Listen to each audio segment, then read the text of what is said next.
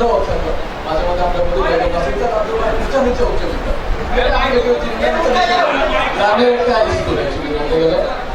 আর এখানে বলা হয়েছে যে আমাদের স্কুল ফ্রেন্ড নিয়ে বলি, আমার স্কুল ফ্রেন্ড বলতে এখানে একমাত্র তালিব আছে যে আমার স্কুল ফ্রেন্ড।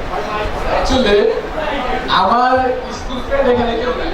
আর স্কুলের অনেক স্মৃতি অনেক একটা বিখ্যাত একটা মেমোরি ডায়লগ আছে কি না, উনি বলছিলেন একজন একটা স্টুডেন্ট বলছিল যে ম্যাডাম আমাদের প্রস্তাব হলো, উনি বলছিলেন এক কাজ করো, যদি প্রস্তাব হলে প্রথমে একটা পলিথিন বাইরে আসবা, বাথরুমে যেতে হইব না।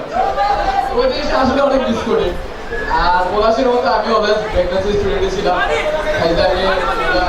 আসলে বলতে গেলে কি দেখো যে আমরা যখন স্কুলে ছিলাম সবাই আমরা শ্রীমঙ্গলের ছিলাম, এবং প্রত্যেকটা মানুষ শ্রীমঙ্গলের, একই অঞ্চলের, একই ভাষার, একই রকম সবকিছু একই মেন্টালিটি। আর আমরা যখন একটা পর্যায়ে চলে যাই, যেমন আমরা আছি, আমি যখন আমার কথা বলি আমি ফার্স্টে আছি, ফার্স্টে কেমিস্ট্রি নিয়ে পড়তেছি, আমি ফার্স্টে ক্লাস করতে যাই তখন দেখা যায় এক একটা অঞ্চলে এক একটা মানুষ।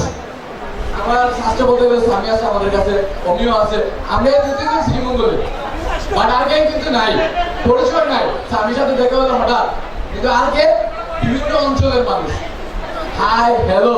এই যে একটা ঈদ গেল, এবার ফার্স্টে রেজাল্ট করে এটা আমাদের সেকেন্ড ঈদে এসে দেখা যায় যে কেউ ঈদ মোবারক জানাচ্ছে না, এরকম ফ্রেন্ড। স্কুল লাইফের ফ্রেন্ড এতদিন পরে কিন্তু জিজ্ঞাসা দোস্ত কি অবস্থা, চল আড্ডা মারি।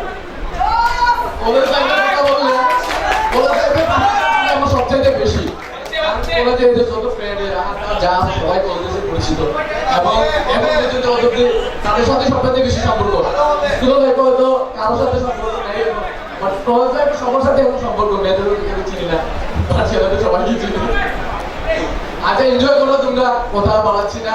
স্কুলের স্মৃতি মনে করতে গেলে বা আগের স্মৃতি মনে করতে গেলে অনেক কিছু ইমোশনাল হওয়ার বিষয়।